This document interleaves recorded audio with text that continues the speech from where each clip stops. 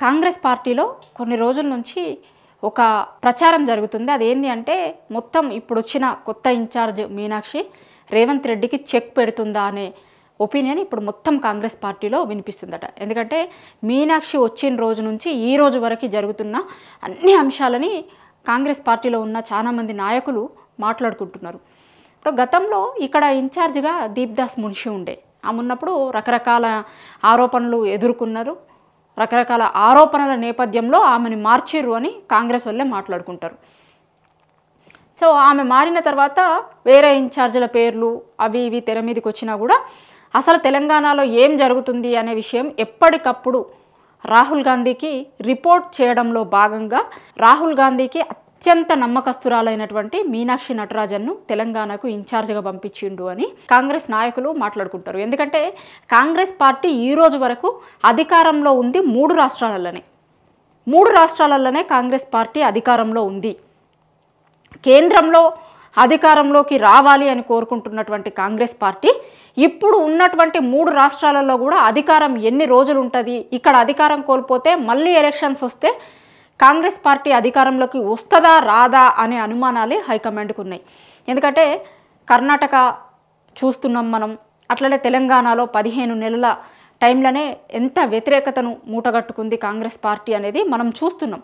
అనేక ఇష్యూస్ ఇప్పుడు వాళ్ళు ఇస్తాము అని చెప్పి ఇవ్వకపోయినటువంటి హామీలు ఒక దిక్కు అయితే, ఇంకొక దిక్కు ప్రతి అంశం విషయంలో ఇప్పుడు అశోక్ నగర్లో నిరుద్యోగులు నిరసనలు తెలిపినప్పుడు వాళ్ళ మీద పోలీసులు ప్రవర్తించినటువంటి తీరు కావచ్చు, లగచెర్ల ఇష్యూ కావచ్చు, హైడ్రా కావచ్చు, మూసీ కావచ్చు, ఇప్పుడు హెచ్సియు కావచ్చు, ఇట్లా కాంగ్రెస్ చేస్తాము అని చెప్పినటువంటి వాటితో పాటుగా 15 నెలల కాలంలో చాలా చోట్ల జనం వాళ్ళ భూసేకరణ సందర్భంగా కావచ్చు, లేకపోతే వాళ్ళకి ఇస్తాము అని చెప్పినటువంటి విషయాలలో మాట తప్పినప్పుడు, ప్రభుత్వాన్ని ప్రశ్నిస్తున్నప్పుడు వాళ్ళకు ఎదురవుతున్నటువంటి అనుభవాలు కావచ్చు, వీటన్నింటి దృష్ట్యా కాంగ్రెస్ పార్టీ 15 నెలల్లో చాలా దారుణమైనటువంటి వ్యతిరేకతను మూటగట్టుకుంటుంది. అనేక ఇష్యూస్లలో ఇప్పుడు నేను చెప్పినలాగా హైడ్రా, లగచెర్ల, మూసీ ఇట్లా చాలా ఇష్యూస్. ఇవి కాక రైతు భరోసా, రుణమాఫీ 2500 ఇస్తాము అన్నది, కరెంటు విషయం కావచ్చు, ఫ్రీ బస్సు, ఇట్లా చాలా ఇష్యూస్, చాలా అంశాలు ఉన్నాయి. సో అవన్నీ ఎట్లా జరుగుతున్నాయి, ఏం నడుస్తున్నాయి అంతా కూడా తెలంగాణ సమాజం అంతా చూస్తుంది.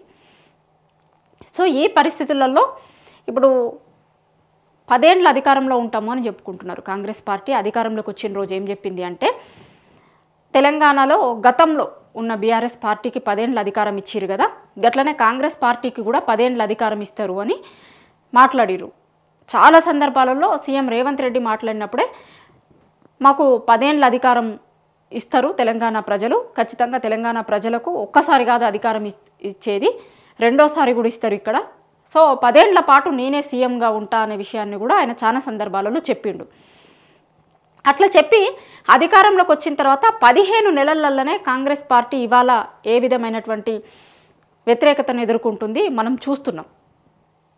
చూసిన తర్వాత సంవత్సరం అయిన తర్వాత రాహుల్ గాంధీ ఆయనకి అత్యంత నమ్మకస్తురాలైన మీనాక్షిని తెలంగాణకు ఇన్ఛార్జ్గా పంపించిండు. ఎందుకంటే తెలంగాణ రాష్ట్రంలో 10 ఏళ్ల తర్వాత వాళ్ళు తెలంగాణలో అధికారంలోకి వచ్చారు. సో దీన్ని ఇంకో 10 ఏళ్ళు నిలబెట్టుకోవాలి అని కాంగ్రెస్ హైకమాండ్ అనుకుంటుంది. కానీ పరిస్థితులు చూస్తే అట్లా కనిపిస్తలేవు. రోజు రోజుకు వ్యతిరేకత పెరుగుతుంది. కాబట్టి అసలు ఏం జరుగుతుంది, ప్రాపర్ ఇన్ఫర్మేషన్ ఇవ్వాలి, తెలవాలి హైకమాండ్కి ప్రతిదీ అనే విషయం మీద మీనాక్షిని పంపించారు. పంపించిన తర్వాత ఆమె డే 1 నుంచే ఆమె ఇక్కడ ఇన్ఛార్జ్గా బాధ్యతలు తీసుకున్న రోజే చాలా స్పష్టంగా చెప్పింది. గాంధీ భవన్లో మీటింగ్ పెట్టినప్పుడు కార్యకర్తలకు, నాయకులకు అందరికీ కూడా చాలా స్పష్టంగా చెప్పింది. ఏం చెప్పింది, ఎవరైనా సరే ఎప్పుడైనా నాకు ఎవరైనా ఫోన్ చేయొచ్చు, ఇక్కడ ఉన్నటువంటి గ్రౌండ్ రియాలిటీని చెప్పొచ్చు. ఖుద్దు కాంగ్రెస్ పార్టీ నాయకులకు, కాంగ్రెస్ పార్టీ కార్యకర్తలకు, నాయకులకు, పార్టీ అధికారంలోకి రావడానికి కష్టపడ్డటువంటి వాళ్ళు ఎవరైతే ఉన్నారో వాళ్ళకి ఎవ్వరికీ అన్యాయం జరగకుండా చూస్తా అనే హామీని ఆమె ఫస్ట్ రోజే ఇచ్చిందట చాలా మందికి. దాని తర్వాత అనేక సందర్భాలలో కూడా దాని తర్వాత కూడా పార్టీలో ఉన్న నాయకులని 3 క్యాడర్లుగా విభజించింది అనేది కూడా మనం చూసినాం. అంతకుముందు చాలా ముందు నుంచి కాంగ్రెస్ పార్టీలో ఉన్నోళ్ళు, ఎన్నికల ముందు కాంగ్రెస్ పార్టీలోకి వచ్చిన వాళ్ళు, ఎన్నికల తర్వాత కాంగ్రెస్ పార్టీలోకి వచ్చిన వాళ్ళు, ఇట్లా విడదీసి కాంగ్రెస్ పార్టీ నాయకులు ఎవరు, వాళ్ళకి న్యాయం జరిగేలాగా చూడాలి అని డే 1 నుంచి ఆమె పనిచేస్తుంది అని చెప్తున్నారు. దాని తర్వాత ఇప్పుడు ఎమ్మెల్సీ ఎన్నికలలో కూడా చాలా పేర్లు ప్రచారం జరిగినాయి. ఏవో పేర్లు ప్రచారం జరిగి చివరికి ఏం రిజల్ట్ వచ్చింది అనేది మనం చూసినాం. ఆ రిజల్ట్ రావడం వెనకాల కాంగ్రెస్ హైకమాండ్ మీనాక్షి ఉంది అనేది కాంగ్రెస్ నాయకులు మాట్లాడుకుంటున్నారు. చాలా వేరే నాయకుల పేర్లు ప్రచారంలోకి వచ్చినప్పుడు ఇవన్నీ కాదు అని హైకమాండ్ ఇక్కడ ఉన్నటువంటి రియాలిటీని ఎప్పటికప్పుడు రిపోర్ట్ చేస్తున్న మీనాక్షి ఇద్దరు కలిసి మాట్లాడి ఆ అవుట్పుట్ వచ్చింది, వేరే 3 పేర్లు వచ్చినాయి, ఇంకా వేరే పేర్లు రావాల్సింది ఉండే, అవి కాకుండా ఈ పేర్లు వచ్చినాయి అనేది కాంగ్రెస్ వాళ్ళు చెప్తున్న మాట. దాని తర్వాత ఇప్పుడు ప్రస్తుతం చాలా బర్నింగ్ ఇష్యూ హెచ్సియు ఇష్యూలో కూడా అసలు ఏం జరుగుతుంది ఇక్కడ అనే మొత్తం విషయాలని కనుక్కునేందుకు ఆమె మళ్ళా డైరెక్ట్గా తెలంగాణకు వచ్చింది. ఇప్పుడు 2-3 రోజుల నుంచి ఇక్కడనే ఉంది. ఇక్కడ రావడంతోనే ఆమె కాంగ్రెస్ మంత్రుల కమిటీ వేసిరు కదా హెచ్సియు మీద భూముల కోసం, వాళ్ళతోని మీటింగ్ పెట్టింది. దాని తర్వాత ఎన్ఎస్యుఐ, ఎందుకంటే వాళ్ళు కాంగ్రెస్ పార్టీ స్టూడెంట్ యూనియన్కి సంబంధించిన వాళ్ళు కాబట్టి ప్రాపర్ ఇన్ఫర్మేషన్ వాళ్ళు ఇస్తారు అనే దాంతో వాళ్ళని పిలిపించుకొని వాళ్ళతో మాట్లాడింది. దాని తర్వాత ఏమైంది, కొంతమంది విద్యార్థుల మీద ఉన్న కేసులు ఎత్తేయాలి అది ఇది అనే దాని మీద విద్యార్థులు ఆమెకు రిప్రజెంటేషన్ చేసిరు. నిన్న మొన్న చూసినట్లయితే మనం వాళ్ళ మీద పెట్టిన కేసులను తీసేయాలి, ఇంకొకటి చేయాలి అనే దాంతో ఆమెకు రిప్రజెంటేషన్ ఇచ్చిరు. ఎందుకు అంటే ఆమె నిర్ణయం తీసుకుంటుంది అని. అట్లనే మంత్రుల కమిటీతో కూడా ఆమె మీటింగ్ అవుతుంది. మంత్రుల కమిటీతో మీటింగ్ అయిన తర్వాతే డిప్యూటీ సీఎం హెచ్సియు విద్యార్థుల మీద పెట్టిన మొత్తం కేసులని విత్డ్రా చేసుకోండి, వాళ్ళని అరెస్ట్ చేసినటువంటి వాళ్ళని రిలీజ్ చేయాలి, కేసులను ఉపసంహరించుకుంటాము అనేది బట్టి విక్రమార్క చెప్పిండు.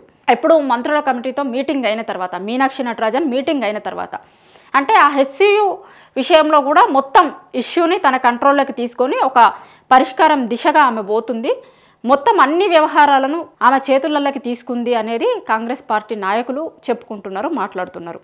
అనేక ఇష్యూస్ కావచ్చు. ఇప్పుడు మూసీ విషయంలో కూడా గతంలో ఆమె మూసీ మేధా పాట్కర్ ఇక్కడికి వచ్చి ఒక మీటింగ్ పెడితే దానికి కూడా అటెండ్ అయింది. అందులో కూడా చాలామంది మూసీల ఎట్లా అంటే మామూలున్న ఇండ్లు కూలగొట్టిర్రు, వాళ్ళకి ఇబ్బంది అయింది అనే విషయాన్ని అక్కడికి వచ్చినటువంటి చాలామంది మాట్లాడారు. అదే అభిప్రాయంతో ఆమె ఏకీభవించింది. దాని తర్వాత మూసీకి సంబంధించింది ఏం నడుస్తుంది అనేది మనం చూసినాం. దాని తర్వాత అది ఆగిపోయింది, అంటే కూల్చివేతలు లాంటివి ఆగిపోయినాయి. సో ఇప్పుడు హెచ్సియు విషయంలో కూడా హెచ్సియుకి సంబంధించిన ఇష్యూ మొత్తం మీనాక్షి చేతిలోకి తీసుకొని, ఎందుకంటే ఇది చాలా ఎక్కువ డ్యామేజ్ చేసింది కాంగ్రెస్ పార్టీని. ఇది ఓన్లీ తెలంగాణనే కాదు, మొత్తం కాంగ్రెస్ పార్టీని డ్యామేజ్ చేసే ఇష్యూ లాగా మారిపోయింది. ఇప్పుడు తెలంగాణలో తీసుకున్న ఒక్క నిర్ణయంతో మొత్తం హైకమాండ్కి ఆన్సర్ చెప్పుకోలేనటువంటి పరిస్థితులకి రేవంత్ రెడ్డి వాళ్ళని నెట్టేసిండు. దాంతో హుటాహుటిన ఆమెని హైదరాబాద్కు పంపించారు. హైదరాబాద్కు పంపించి ఆమె మొత్తం రిపోర్ట్లు కలెక్ట్ చేసి ఎక్కడికక్కడ ఈ హెచ్సియు ఇష్యూని సద్దు మనగేందుకు ఏమేమైతే తీసుకోవాలో అన్నీ చేస్తుంది. ఆమె మంత్రుల కమిటీతో మీటింగ్ అయింది, ఎన్ఎస్యుఐలతో మీటింగ్ అయింది. దాని తర్వాత విద్యార్థి సంఘ నాయకులు వీళ్ళు వచ్చి కలుస్తామంటే వాళ్ళతో మీటింగ్లు చేసి ఏం ఇష్యూస్ ఉన్నాయి ఏంటి అనేది తీసుకొని హెచ్సియు విషయంలో ప్రభుత్వం ఎట్లా బిహేవ్ చేసింది, ఎట్లా బిహేవ్ చేయాల్సింది ఉండే కానీ ఎట్లా బిహేవ్ చేసింది, దానివల్ల విద్యార్థుల దగ్గర నుంచి ఎట్లాంటి వ్యతిరేకతను మూటగట్టుకున్నాము అనే ప్రతి విషయాన్ని ఆమె రాహుల్ గాంధీకి రిపోర్ట్ చేయబోతుందట. సో ఈ హెచ్సియు విషయంలో కావచ్చు, మూసీ కావచ్చు, గతంలో ఎమ్మెల్సీలకి సంబంధించింది కావచ్చు, మంత్రివర్గానికి సంబంధించింది కూడా, మంత్రివర్గ విస్తరణ కూడా ఇప్పటికీ పెండింగ్ పడిపోయింది కదా. అప్పుడు మొన్న గతంలోనే 3 తారీఖు రోజు మంత్రివర్గ విస్తరణ ఉంటుంది అన్నారు, ఇంకొక రోజు అన్నారు, అది అట్లనే ఆగిపోయింది. దాంట్లో కూడా ఎవరికి ఇవ్వాలి అనేటువంటి విషయంలో మీనాక్షి కొన్ని సలహాలు సూచనలు ఇవ్వడంతో ఇక్కడ ఉన్నటువంటి వీళ్ళు కొన్ని పేర్లు చెప్తున్నారు. కానీ నిజంగా ఎవరికి ఇవ్వాలి, ఎవరికి ఇస్తే కాంగ్రెస్ పార్టీకి లాభం అది ఇది అనే విషయంలో ఆమె కొంత నిర్ణయం తీసుకుంటుంది. అందుకే లేట్ అయింది అనేది కూడా కొంతమంది కాంగ్రెస్ నాయకులు మాట్లాడుకుంటున్నారు. ఎందుకంటే ఆమె వచ్చిన రోజే ఇదే నిర్ణయాన్ని కాంగ్రెస్ పార్టీ నాయకులు మాట్లాడుకున్నారు. గతంలో వేరే వాళ్ళకి, ఇప్పుడు లాబీ చేసిన వాళ్ళకు ఇంకొకరికి పదవులు వస్తుండే, కానీ వచ్చిన తర్వాత పార్టీ కోసం పనిచేసే వాళ్ళకి పదవులు వస్తాయి అనేది కాంగ్రెస్ పార్టీ నాయకులు ఆఫ్ ది రికార్డులలో చాలా మంది నాయకులు మాట్లాడారు. సో అందుకోసమే ఆ మంత్రివర్గ విస్తరణకి సంబంధించిన దాని మీద కూడా ఎట్లా చేయాలి, ఎవరికి ఇవ్వాలి అనే దాని మీద చర్చలు జరుగుతున్నాయి. అందుకోసమే లేట్ అయింది అని. అట్లనే ఇప్పుడు హెచ్సియు వ్యవహారం మొత్తం కూడా ఆమె కంట్రోల్లోకి తీసుకొని చక్కదిద్దుతుంది, అసలు ఎట్లా చేయాల్సింది ఉండే అని ఆ విద్యార్థులతో మాట్లాడుకోవచ్చు. ఇంకొకటి ఆమె హెచ్సియు దగ్గరికి కూడా పోయింది, అక్కడ ఉన్నటువంటి విద్యార్థులతో కూడా మాట్లాడతాం చేద్దాము అని. ఎందుకంటే చాలా తీవ్రమైనటువంటి వ్యతిరేకతను కాంగ్రెస్ పార్టీ మూటగట్టుకోవాల్సి వచ్చింది కాబట్టి. సో ఇవన్నీ చూసిన తర్వాత కాంగ్రెస్ నాయకులు మాట్లాడుకుంటున్నారు. మొత్తం ఆమె కంట్రోల్లోకి తీసుకొని జరుగుతున్నటువంటి డ్యామేజ్ని కంట్రోల్ చేసేందుకు మీనాక్షి మొత్తం ఆమె చేతులకు తీసుకుంది. అందులో భాగంగానే 2-3 రోజుల నుంచి ఇక్కడనే ఉండి ఆ హెచ్సియు ఇష్యూని మొత్తం సెటిల్ చేసిన తర్వాతే ఆమె పోయేందుకు హెచ్సియు మీద పనిచేస్తుంది అనేది కాంగ్రెస్ నాయకులు మాట్లాడుకుంటున్నారు.